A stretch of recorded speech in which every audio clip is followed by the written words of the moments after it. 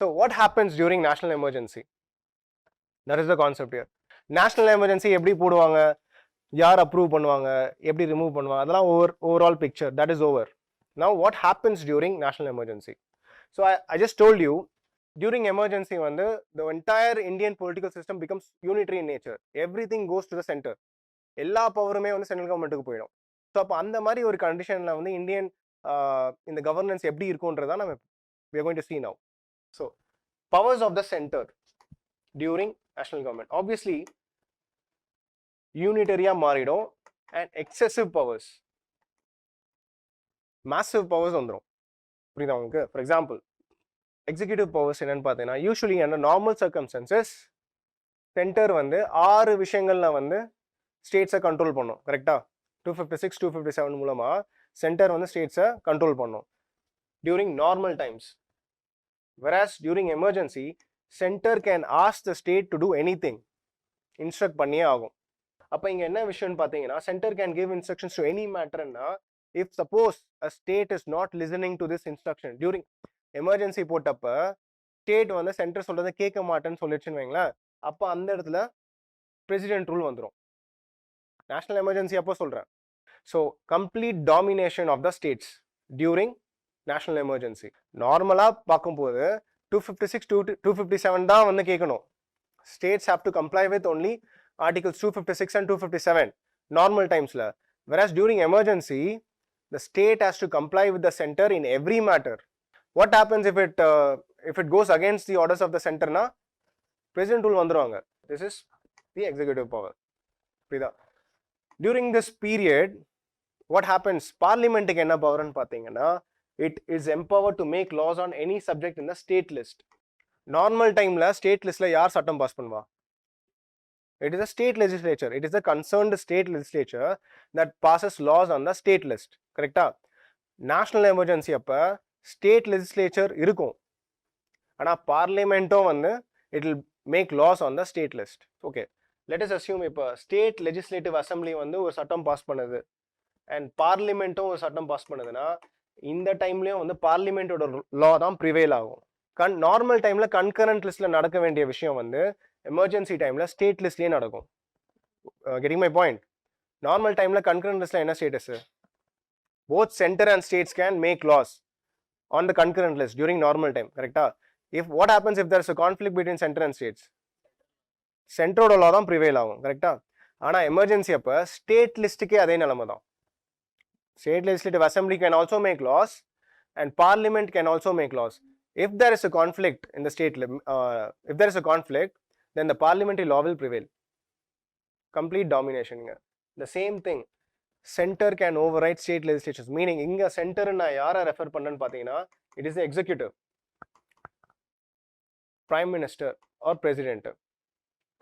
So normal times la வந்து ஒரு அசெம்பிளில வந்து மசோதா பாஸ் பண்ணணும், ஒரு ஆக்டா மாத்தணும்னா அதை வந்து கவர்னர் வந்து சைன் பண்ணணும். கரெக்டா? கவர்னர் வந்து என்ன பண்ணுவார்னா, he has many options. We'll be discussing in the later stage.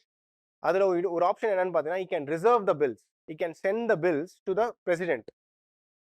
Normal டைம்ல வந்து நம்ம பார்த்தோம், மூணு கண்டிஷன்ஸ்ல தான் வந்து போட முடியும். கரெக்டா? when can the union executive interfere in the state legislation? பார்த்தோமே நம்ம administrative relationsல பார்த்தோம். There are 3 conditions when the union executive can enter into the domain of the state legislation. 3 circumstances மட்டும்தான் நார்மல் டைம்ல. whereas during emergency the center can reserve any bill. எது pass பண்ணணும்னு நினைச்சா கூட state legislative assembly எது என்ன மசோதாவை pass பண்ணணும்னு நினைச்சா கூட it can reserve any, it can send any bill to the president. Center through governor.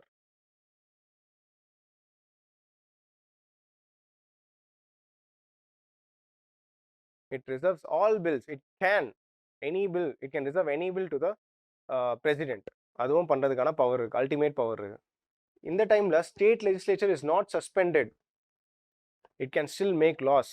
So president rule போட்டதும், நேஷனல் எமர்ஜென்சி வந்ததுமே சட்டசபைன்றதும் இன்னும் உயிரோட தான் இருக்கும். It can still make loss.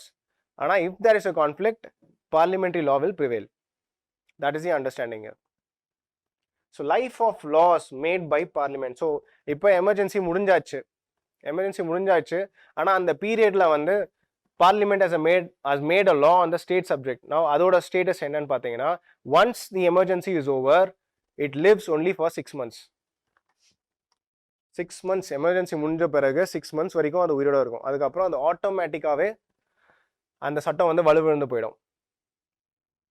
It will cease to exist. That law will not apply anymore after the emergency is over and 6 months is over. எமர்ஜென்சிக்கு அப்புறம் 6 months முடிஞ்ச பிறகு பார்லிமெண்ட் மேக் பண்ண law வந்து it will automatically cease to exist. So it means that it is coterminous with the duration of emergency. So emergency எவ்வளோ நாள் இருக்கோ அது வரைக்கும் அந்த சட்டம் உயிரோட இருக்கும். That is the concept here. 1975ல எமர்ஜென்சி வந்ததா, நேஷனல் எமர்ஜென்சி போட்டாங்க. The national emergency அப்போ let us assume parliament is making a law on a state list. அப்போ ஸ்டேட் லிஸ்ட் என்ன இருந்ததுன்னு பார்த்தீங்கன்னா எஜுகேஷன் இருந்ததுன்னு வச்சுக்கோங்க, சரியா?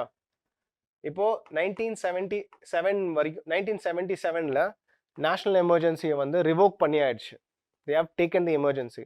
ஓகே, ஸோ 1975ல ஃபார்ம் பண்ண சட்டம் அந்த 2 இயர்ஸும் இருக்கும். now the emergency is over. Emergency முடிஞ்ச பிறகு என்ன ஸ்டேட்டஸ்ன்னு பார்த்தீங்கன்னா, after the emergency over it can continue up to 6 months. புரியுதா உங்களுக்கு? எமர்ஜென்சி முடிஞ்ச பிறகு அது உயிரோட 6 மாசம் வரைக்கும் இருக்கும். ஆஃப்டர் த 6 months இது பார்லிமெண்ட் வந்து ஸ்டேட் லிஸ்ட்ல போட்டிருக்க சட்டம் இல்லையா, அதனால it will automatically die, it won't exist. that is the concept here. புரியுதா உங்களுக்கு? எப்போ ஃபார்ம் பண்ணாங்களோ, எப்போ அந்த சட்டத்தை ஃபார்ம் பண்ணதுலேருந்து ரிவோக் பண்ணதுலேருந்து +6 months. that is the concept. I guys getting the point? just make down, note பண்ணி வச்சுக்கோங்க. will be proceeding. So this is the matter pa. So president can also issue ordinances. In the ordinance ன்ற எல்லா விஷயங்களை வந்து will be discussing later. Ordinance is a temporary law. Temporary law என்ன, இது வந்து இன்னொரு எமர்ஜென்சிக்கே ஒரு எமர்ஜென்சி இது. வாட் ஹேப்பன்ஸ், இப்போ இதில் வந்து பார்லிமெண்ட் வந்து ஃபங்க்ஷன் ஆகலைன்னா என்ன பண்ணுவீங்க? see we are proceeding with the assumption that parliament will come to office every day. கரெக்டா? நேஷனல் எமர்ஜென்சி என்னன்னா பார்லிமெண்ட் அசம்பிள் ஆகும், அப்ரூவ் பண்ணுவாங்க, ஒரு மாதம் அப்ரூவ் பண்ணுவாங்க, எல்லாமே வந்து அசம்ஷனில் தான் ப்ரொசீட் ஆகிட்டு இருக்கும். What happens if parliament does not assemble? Lok Sabha வந்து அசம்பிள் ஆக முடியல, ராஜ்யசபா அசம்பிள் ஆக முடியல, for some reasons something happens அப்படின்னா அந்த எமர்ஜென்சிக்கு ஒரு எமர்ஜென்சி தான் பிரசிடென்ட்டுக்கு வந்து ஒரு பவர் கொடுத்துருப்பாங்க, ஆர்டினன்ஸ் மேக்கிங் பவர்னு சொல்லிட்டு. அந்த பவர் என்னன்றது வந்து we have to finish off president. we'll be discussing later, but just make a note of it. So this is the power of parliament during national emergency.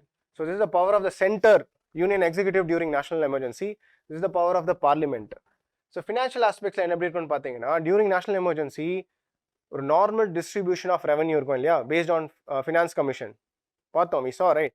அந்த டிஸ்ட்ரிபியூஷனை வந்து மாற்றிடுவாங்க. So it can give more funds to more states, I mean to certain states, and less funds to certain states. That cannot be questioned. During national emergency அந்த மாதிரி ஒரு setup create பண்ணியிருக்காங்க.